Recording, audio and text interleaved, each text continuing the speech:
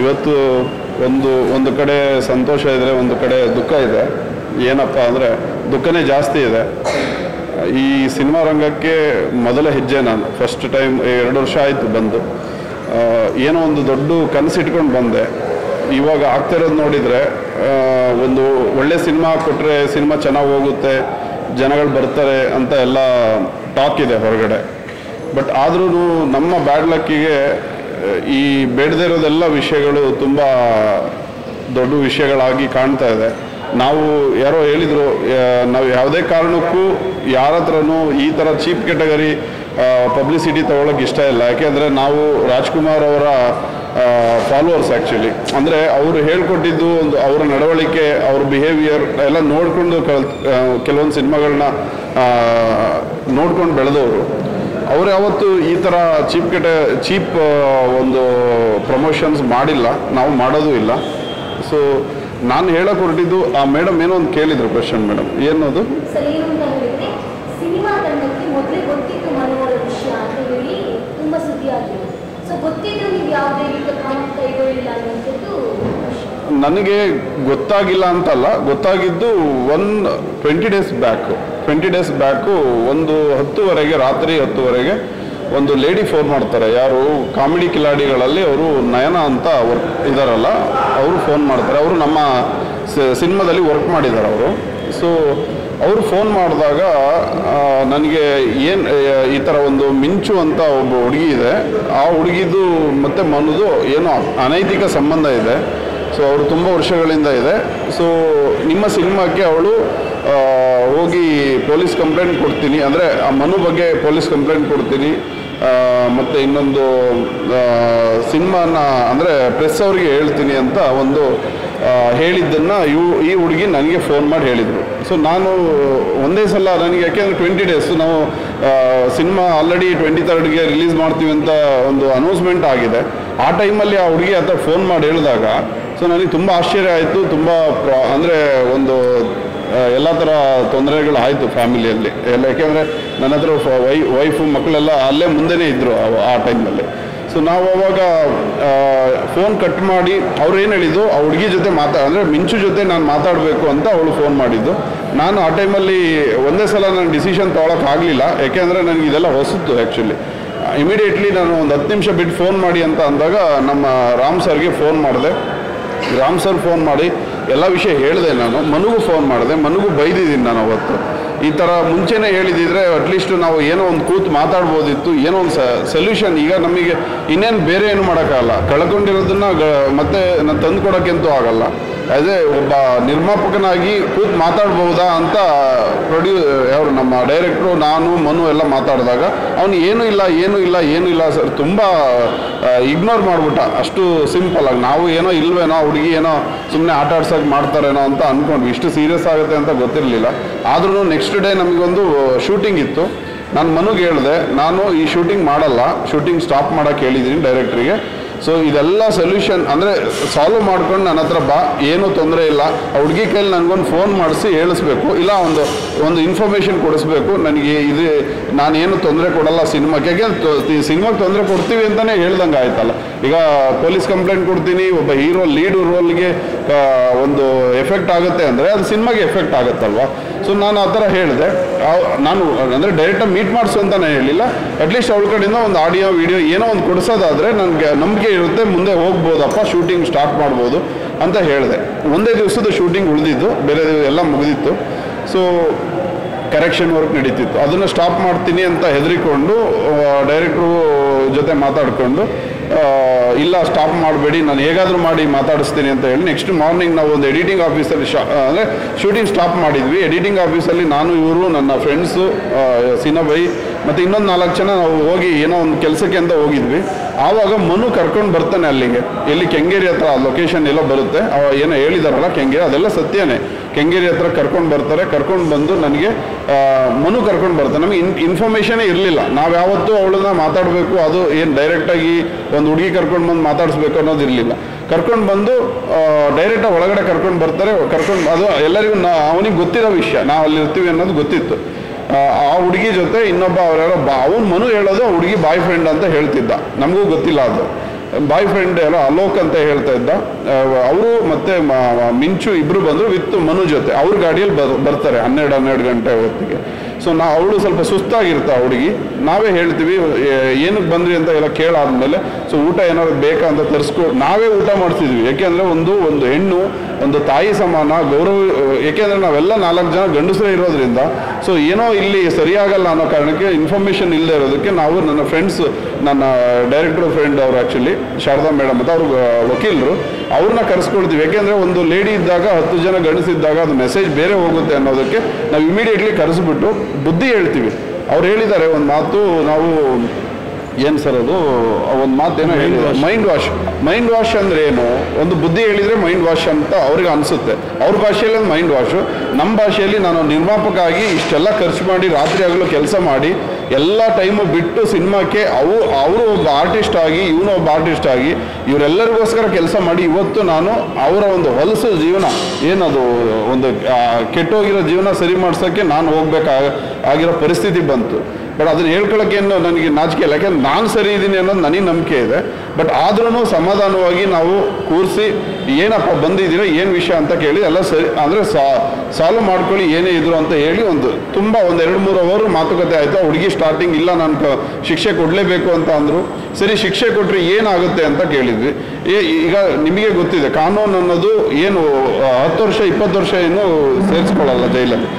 ಯಾವಾಗಲಾದರೂ ಹೊರಗಡೆ ಬರ್ಬೋದು. ನಿನಗೇನು ಸಿಗುತ್ತೆ, ನೀನು ಮದುವೆ ಆಗ್ತೀಯಾ, ಇಲ್ಲ ಮದುವೆ ಆಗಲ್ಲ, ದುಡ್ಡು ಬೇಕಾ, ಅದನ್ನು ಕೇಳಿದೆ. ಯಾಕೆಂದರೆ ಈಗ ನನಗೆ ಒಬ್ಬ ಹುಡುಗಿ ಇನ್ನೊಂದು ಕಡೆಯಿಂದ ಅವ್ರ ಫ್ರೆಂಡ್ ಫೋನ್ ಮಾಡಿದ್ದಾರೆ ಅಂದರೆ ಒಬ್ಬ ಪ್ರೊಡ್ಯೂಸರ್, ಯಾಕೆಂದರೆ ಕಾಂಟ್ಯಾಕ್ಟೇ ಇಲ್ಲ ನನಗೆ, ಅವಳು ಮಾಡಿದ್ದಾರೆ ಅಂದರೆ ಬೇರೆ ಆಲೋಚನೆಗಳು ನನಗೂ ಬಂತು. ಈ ಹುಡುಗಿ ಏನಾದ್ರು ದುಡ್ಡಿಗೆ ಫೋನ್ ಮಾಡ್ತಿದ್ದಾಳ, ಇಲ್ಲ ಇನ್ನೊಂದು ಬೇರೆ ರೀಸನ್ ಏನಾದರೂ ಇದೆಯಾ, ಏನಾದರೂ ಹರಾಸ್ಮೆಂಟ್. ಯಾಕೆಂದರೆ ನಾನೊಬ್ಬ ಹೊಸಬ ಪ್ರೊಡ್ಯೂಸರು, ನನಗೂ ಇರುತ್ತಲ್ವ ಬೇರೆಯವ್ರ ಕಡೆಯಿಂದ ಏನಾದರೂ ಬರೋ ಚಾನ್ಸಸ್ ಇರುತ್ತೇನೋ ಭಯದಲ್ಲಿ ನಾವು ಅದನ್ನು ಕೇಳಿದ್ವಿ. ಕೇಳಿಲ್ಲ ಅಂತಲ್ಲ, ಯಾಕೆಂದರೆ ಅದು ಕೇಳಬೇಕಾಗಿತ್ತು. 2 ಪಾಯಿಂಟ್, ಒಂದು ಮದುವೆ ಆಗ್ತೀಯಾ, ಮದುವೆ ಆಗಲ್ಲ ಅಂದ್ಲು.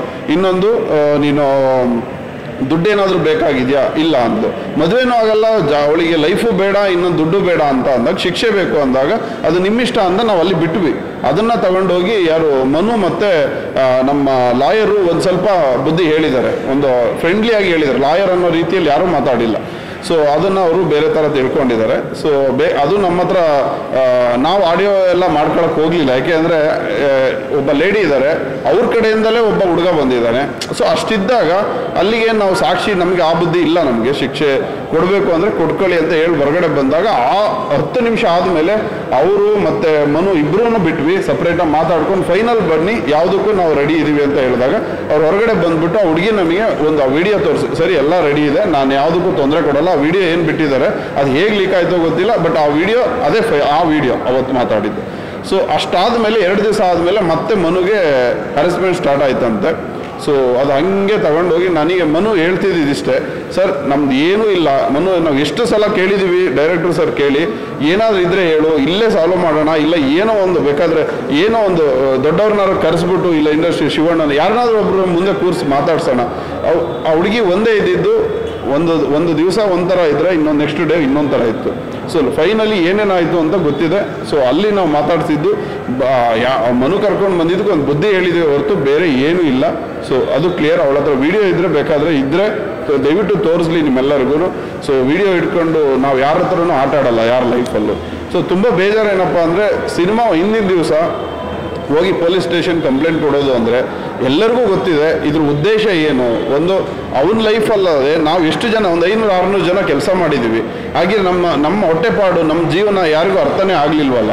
ಸೊ ನಾವೇನು ತಪ್ಪು ಮಾಡಿದ್ವಿ, ಅವನೊಬ್ಬ ಒಳ್ಳೆ ಪ್ರತಿಭೆ ಅಂತ ಚಾನ್ಸ್ ಕೊಟ್ಟಿದ್ವಿ ಹೊರತು ಬೇರೆ ಏನು ನೋಡಿಲ್ಲ. ಅವನಿಗೆ ನನಗೆ ಅಣ್ಣನ ತಮ್ಮನ ಒಳ್ಳೆ ಬ್ರದರ್ ಆಗಿ ನೋಡಿದೆ. ಇಷ್ಟವರೆಗೆ ನನಗೆ ಯಾವತ್ತೂ ಅವನು ತೋರಿಸ್ಕೊಳ್ಳಿಲ್ಲ ಈ ಥರ ಇದ್ದೀವಿ ಆ ಥರ ಇದ್ದೀವಿ ಅಂತ. ಎಲ್ಲ ಚೆನ್ನಾಗಿದೆ ಸರ್, ಎಲ್ಲ ಚೆನ್ನಾಗಿದೆ.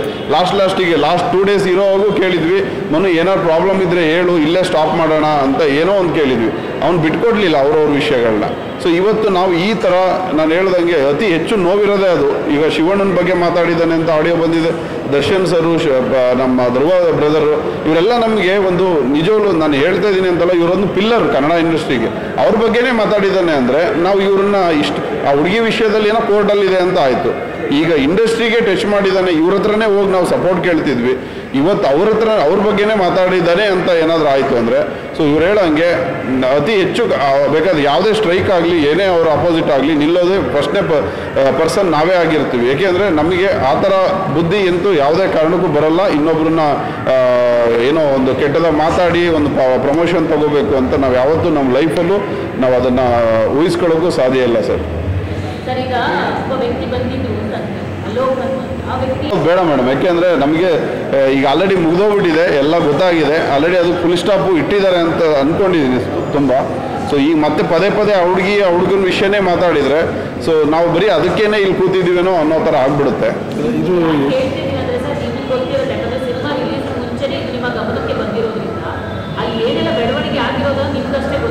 ಮೇಡಮ್, ಮನು ಎಷ್ಟು ಬುದ್ಧಿವಂತ ಅಂದರೆ ಏನೇ ವಿಷಯನೂ ಹೇಳ್ತಿರ್ಲಿಲ್ಲ ಮೇಡಮ್, ಮ್ಯಾನೇಜ್ ಮಾಡ್ತಿದ್ದ.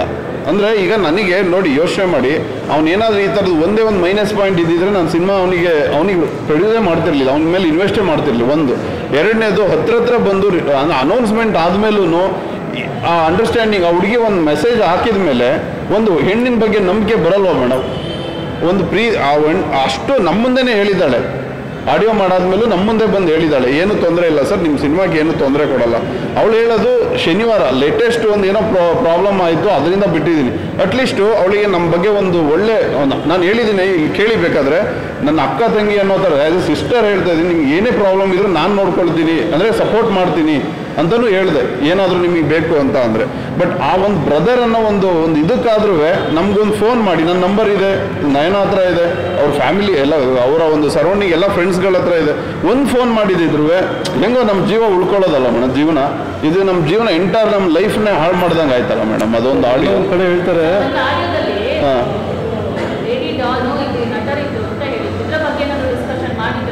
ಮೇಡಮ್, ಮನು ತುಂಬ ಡಿಪ್ಲೊಮೆಟಿಕ್ ಮೇಡಮ್. ಓಕೆ, ನಾನು ಅವ್ನ ಮುಂದೆನೇ ಹೇಳ್ತೀನಿ. ಓಕೆ, ಇಲ್ಲಿ ನಮ್ಮ ಜೊತೆ ಒಂದು ಅಲ್ಲೊಂದು ಏನೇನೋ ಮಾತಾಡ್ಕೊಂಡು ಅವನ ಜೀವನ ಒಂಥರ ಒಂದು ಕಾಮಿಡಿ ಕಿಲಾಡಿಗಳು ಅಂತ ಇದೆಯಲ್ಲ, ಕಿಲಾಡಿಗಳೇ ಅವನು. ಓಕೆ, ಹಾಗಂತ ಅವ್ನು ಇಲ್ಲ ಅಂತ ನಾನು ಇದು ಮಾಡ್ತಿಲ್ಲ. ಬಟ್ ಅವ್ನು ಹೇಗೆ ಬೇಕಾದರೂ ಇದು ಮಾಡ್ತಾನೆ. ನಮಗೆ ಇಲ್ಲಿ ನಮ್ಮ ಡೈರೆಕ್ಟರ್ ಜೊತೆ ಹೆಂಗೆ ಮಾತಾಡಬೇಕು ಅಂತ ಗೊತ್ತು, ನನ್ನ ಜೊತೆ ಹೇಗೆ ಮಾತಾಡಬೇಕು ಅಂತ ಗೊತ್ತು.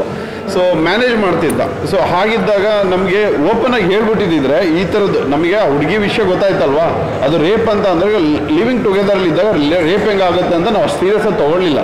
ಏನಾದರೂ ಕಾನೂನಿದೆ, ಅದು ಚೆಕ್ ಮಾಡೇ ಮಾಡ್ತಾರೆ. ಸೊ ಇನ್ನು ಎರಡನೇ ಪಾಯಿಂಟ್, ಇದು ಆಡಿಯೋ ಬಂದಾಗ ನಮ್ಮ ಮನಸ್ಸು ಅವತ್ತೇ ಹೊಡೆದೋಯ್ತು ಮೇಡಮ್. ಸೊ ಇದು ನಮಗೆ ಸರಿಯಾಗಲ್ಲ. ನಮಗೆ ಬರಬೇಕಾದವ್ರೆ ಇಂಡಸ್ಟ್ರಿಯಲ್ಲಿ ನಮ್ಮ ಶಿವಣ್ಣ, ದರ್ಶನ್ ಸರು ಅಂಥವ್ರ ಬಗ್ಗೆ ಮಾತಾಡಿದ್ದಾನೆ ಅಂದರೆ ನಾವು ಯಾವ ಮುಖ ಇಟ್ಕೊಂಡು ಇದನ್ನು ಕೇಳೋಕ್ಕಾಗುತ್ತೆ ಮೇಡಮ್? ಜನ ಬನ್ನಿ ಅಂತ ಒಂದು ಒಳ್ಳೆ ಸಿನಿಮಾ ಮಾಡಿದ್ವಿ ಅನ್ನೋ ಒಂದು ಧೈರ್ಯದ ಮೇಲೆ ಇಷ್ಟೆಲ್ಲ ನಾವು ಪ್ರಮೋಷನ್ ಮಾಡ್ತಿದ್ವಿ ಒದ್ದಾಡಿಕೊಂಡು. ಈ ಕ್ಷಣದಲ್ಲೂ ನಮಗೆ ಒಂದು ಹರ್ಟ್ ಆಗಿದ್ದು ಇಂಥ ಅಂದರೆ ನಂದು ರಾಜ್ಕುಮಾರ್ ಹೆಸರಲ್ಲಿ ಒಂದು ಸಿನಿಮಾ ಮಾಡಿದೆ, ಅವರಿಗೆ ಪ್ರೆಸೆಂಟ್ ಮಾಡಿದ್ವಿ. ಸೊ ಅವರ ಫ್ಯಾಮಿಲಿಗೆ ಈ ಥರ ಮಾತಾಡ್ಬಿಟ್ನಲ್ಲ ಅನ್ನೋದು ನನ್ನ ಲೈಫಲ್ಲಿ ಯಾವತ್ತೂ ಮರೆಯೋಕ್ಕಾಗಲ್ಲ. ಇದೊಂದು ನನ್ನ ಪ್ರಕಾರ ಇದು ಫಸ್ಟ್ ಆ್ಯಂಡ್ ಲಾಸ್ಟ್ ಇರ್ಬೋದು ನಮ್ಮ ಸಿನಿಮಾ. ಏನೋ ಒಂದು ಕನಸಿಟ್ಕೊಂಡು ಬಂದೆ, ಬಟ್ ಈ ಥರ ಮಾಡ್ತಾನೆ ಅಂತ ನನಗೆ ಅಂದ್ಕೊಂಡಿರಲಿಲ್ಲ. ಸೊ ಮಾಡಿದರೆ ಖಂಡಿತವಾಗಿಯೂ ಕಾನೂನು ಪ್ರಕಾರ ಅವನಿಗೆ ಶಿಕ್ಷೆ ಆಗಲಿ. ಸೊ ಇದ್ರ ಮುಖಾಂತರ ನಾನು ದರ್ಶನ್ ಸರ್ ಮತ್ತು ಶಿವಣ್ಣ ಮತ್ತು ಧ್ರುವ ಸರ್ಗೆ ಸಾರಿ ಕೇಳ್ತೀನಿ. ಇನ್ ಕೇಸ್ ನಮ್ಮ ಸಿನಿಮಾ ಟೀಮಿಂದ, ಅಂದರೆ ಒಬ್ಬ ಲೀಡ್ ಆ್ಯಕ್ಟರು ಆ್ಯಕ್ಚುಲಿ ಅದು ಕುಲದಲ್ಲಿ ಕೀಳಾಗುವುದಂತಲೇ ಬರುತ್ತೆ, ಎಲ್ಲೋದ್ರೂ ಅದನ್ನೇ ಬಿಂಬಿಸ್ತಿದ್ದಾರೆ. ಸೊ ಆ ಒಬ್ಬ ನಿರ್ಮಾಪಕನಾಗಿ ನಾನು ಎಲ್ಲರಿಗೂ ಸಾರಿ ಕೇಳ್ತೀನಿ. ಇನ್ ಕೇಸ್ ಅವನದು ತಪ್ಪಾಗಿದ್ದರೆ ದಯವಿಟ್ಟು ಶಿಕ್ಷೆ ನೀವು ಏನು ಅಂದ್ಕೊಂಡಿದ್ರೆ ಆ ಥರ ಮಾಡಿ. ಬಟ್ ಆದರೆ ಒಂದೇ ಒಂದು ಸಲ ನೀವು ಇಂಡಸ್ಟ್ರಿಯಲ್ಲಿ ವರ್ಕ್ ಮಾಡಿದ್ದೀರಾ, ಕಷ್ಟದ ದಿನಗಳೆಲ್ಲ ನೋಡಿದ್ದೀರಾ ಎಲ್ಲರೂ.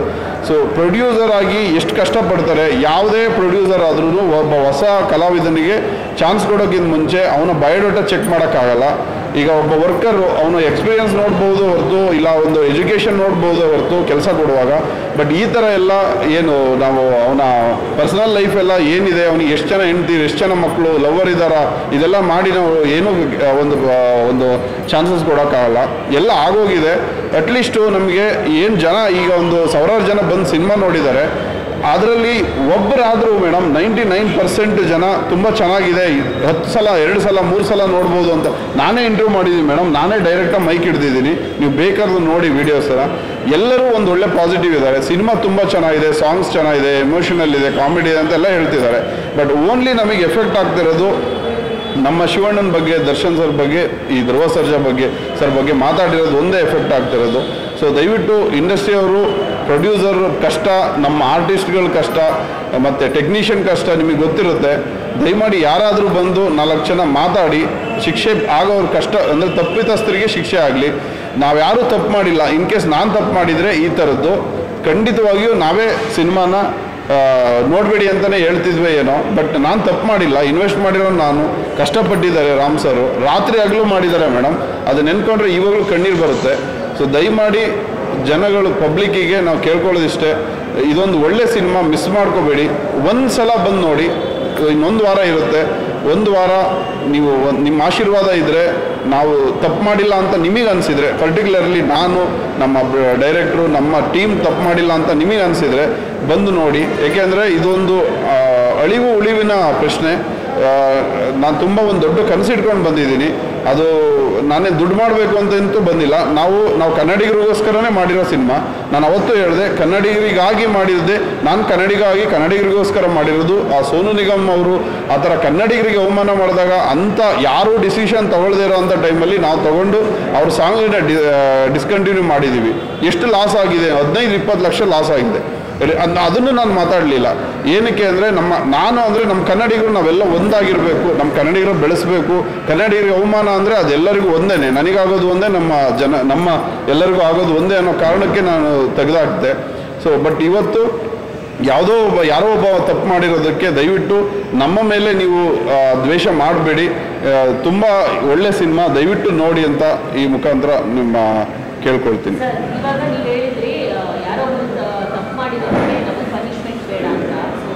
ನಿಮಗೇನಾದರೂ ಅದು ಥಿಯೇಟ್ರಲ್ಲಿ ಎಫೆಕ್ಟ್ ಆಗ್ತಿದೆಯಾ? ಯಾಕಂದರೆ ಶಿವಣ್ಣನ ಅಭಿಮಾನಿಗಳಾಗಿರ್ಬೋದು, ದರ್ಶನ ಅಭಿಮಾನಿಗಳಾಗಿರ್ಬೋದು, ಅವರ ಅಭಿಮಾನಿಗಳು ಏನಾದರೂ ಅಪೋಸ್ ಮಾಡ್ತಾ ಇದ್ದಾರಾ? ನಿಮ್ಗೆ ಹಂಗೆ ಫೀಲ್ ಆಗಿದೆಯಾ? ಇಲ್ಲ, ಅಪೋಸ್ ಮಾಡಲಿಲ್ಲ. ನನಗೆ ಶಿವಣ್ಣನ ಸರ್ ಕಡೆಯಿಂದ ಒಂದು ಫೋನ್ ಬಂದಿತ್ತು. ಏನಂತ, ನಮ್ಮ ಮಂಜು ಅವ್ರಿಗೂ ಬಂತು, ನನಗೂ ಬಂತು, ರಾಮ್ ಸರ್ಗೂ ಒಂದು ಬಂತು, ಕಟೌಟ್ ತೆಗಿಬೇಕು ಅಂತ ಅಂದರು. ಆ್ಯಕ್ಚುಲಿ ಅಭಿಮಾನಿಗಳು ಪಾಪ ಅವರಲ್ಲ, ಅಭಿಮಾನಿಗಳು. ಅಲ್ಲಿ ನಾವು ಮಂಡ್ಯದಲ್ಲಿದ್ವಿ. ಆ್ಯಕ್ಚುಲಿ ನಾವು ಆಲ್ರೆಡಿ ಇಲ್ಲಿ ಬಂದು ತೆಗಿಸ್ತಾ ಇದ್ವಿ. ಆ ಟೈಮಲ್ಲಿ ಫೋನ್ ಮಾಡಿದ್ರು. ಯಾಕೆಂದರೆ ನಾವು ರೆಸ್ಪೆಕ್ಟ್ ಕೊಡೋದು, ಒಬ್ಬ ಹ್ಯೂಮನ್ ಆಗಿ ನಾವು ಶಿವಣ್ಣ ಅವರಿಗೆ ಇಷ್ಟು ಅವಮಾನ ಆಗಿದೆ ಅಂತ ಅಂದಾಗ ನಾವು ಅದನ್ನು ನಾವಾಗೇ ತೆಗಿತಿದ್ವಿ. ಅವರು ಅದನ್ನು ಹೇಳಿದಾಗ ತುಂಬ ಖುಷಿಪಟ್ಟರು. ಸರ್, ನಿಮ್ಮ ಈ ಒಂದು ಡಿಸಿಷನ್ ನಮಗೆ ತುಂಬ ಇಷ್ಟ ಆಯಿತು ಸರ್. ನೋಡಿ, ಅವ್ರು ಹೇಳಿದ್ದೇನೋ, ನಮ್ಮ ಕಟೌಟ್ ಹಾಕಿರೋರಿಗೆ ತಲೆನಾದರೂ ಕೊಡಿ ಅಂತ ಕೇಳಿದ್ವಿ. ಮನೋದು ನಾವೇನೋ ಮಾಡ್ತೀವಿ ಅಂತ. ಬಟ್ ಅದನ್ನು ಇಟ್ಟಿದ್ದಾರೆ ಅಲ್ಲೇನೆ. ಅವ್ರು ಏನೂ ಬಂದು ಮಾಡಲಿಲ್ಲ. ಏನೋ ಇನ್ನೊಂದು ಮ್ಯಾಟ್ರ್ ಬಂದಿದೆ ಅಂದರೆ ಸಿನಿಮಾಗೆ ತೊಂದರೆ ಕೊಡಬೇಡಿ ಅಂತ ಫೋನ್ ಮಾಡಿ ಕೇಳಿದಾಗ ಅದನ್ನ ಹೇಳಿದ್ದಾರೆ. ಸಿನಿಮಾಕ್ಕೆ, ಯಾಕೆಂದ್ರೆ ಅವ್ರಿಗೆ ಗೊತ್ತಿದೆಯಲ್ಲ ಮೇಡಮ್, ಹಾರ್ಡ್ ವರ್ಕ್ ಮಾಡಿದ್ದಾರೆ ಹಿಂದೆಯಿಂದ. ಸೊ ಅದೊಂದು ಶಿವಣ್ಣಗೆ, ಒಂದು ಡಿಸಿಷನ್ಗೆ ಶಿವಣ್ಣ ಸರ್ನ ಮೆಚ್ಕೊಳ್ಳೇಬೇಕು. ಸೊ ಆ ದೃಷ್ಟಿಯಿಂದಲೇ ಇವತ್ತವರೆಗೂ ಸಿನಿಮಾ ಇನ್ನೂ ಓಡ್ತಾ ಇದೆ. ಇಲ್ಲ ಅಂದಿದ್ರೆ ನನ್ನ ಪ್ರಕಾರ ಯಾವುದೇ ಕಾರಣಕ್ಕೂ ಇಲ್ಲಿವರೆಗೆ ಬರ್ತಿರ್ಲಿಲ್ಲ. ಸೊ ಸಿನಿಮಾದ ನೋಡೋರು ಸಂಖ್ಯೆ ಸ್ವಲ್ಪ ಕಡಿಮೆ ಇರೋದು ರೀಸನ್ನು ಇದೆಲ್ಲ ಆಗುತ್ತೆ ಮೇಡಮ್. ಯಾಕೆಂದರೆ ಅವ್ರಿಗೆ ಹರ್ಟ್ ಆಗಿರುತ್ತೆ. ಅದೇ ದೃಷ್ಟಿಯಲ್ಲಿ ನಾನು ಇವತ್ತು ಅವರಿಗೆ ಸಾರಿ ಕೇಳಿ ಅವರೆಲ್ಲ ಒಂದ್ಸಲ ಬಂದು ನೋಡಲಿ. ಯಾಕೆಂದರೆ ಕನ್ನಡ ಸಿನಿಮಾ ಅವರು ಡಾಕ್ಟರ್ ರಾಜ್ಕುಮಾರ್ ಅವರು ಬೆಳೆಸಿದ, ಅವರೊಂದು ಆಲದ ಮರ ಇದ್ದಂಗೆ ಅವರೇ ಬೆಳೆಸಿರುವಂಥ ಕುಡಿಗಳು ನಾವೆಲ್ಲ. ಸೊ ಅದರ ಅಂಡರಲ್ಲಿರೋರಿಗೆ ನಮಗೆ ಪ್ರಾಬ್ಲಮ್ ಆಗೋದು ಒಂದೇ, ಅವ್ರ ಫ್ಯಾಮಿಲಿಗೆ ಪ್ರಾಬ್ಲಮ್ ಆಗೋದು ಒಂದೇ. ಸೊ ದಯವಿಟ್ಟು ಯಾರು ಹಾಗೆ ಸಾಧಿಸಬೇಡಿ. ಅದೇನೇ ಇದ್ರೂ ಕಾನೂನು ನೋಡ್ಕೊಳ್ಳುತ್ತೆ. ಸೊ ನೀವು ಏನೇ ತಗೊಳ್ಳೋ ಡಿಸಿಷನ್ ನೀವು ತಗೊಳ್ಳಿ. ಬಟ್ ಸಿನಿಮಾಗೆ ಎಫೆಕ್ಟ್ ಆಗದೇ ಇರೋ ರೀತಿಯಲ್ಲಿ ಬಂದು ನೋಡಿ ಅಂತ ಕೇಳ್ಕೊಳ್ತೀನಿ.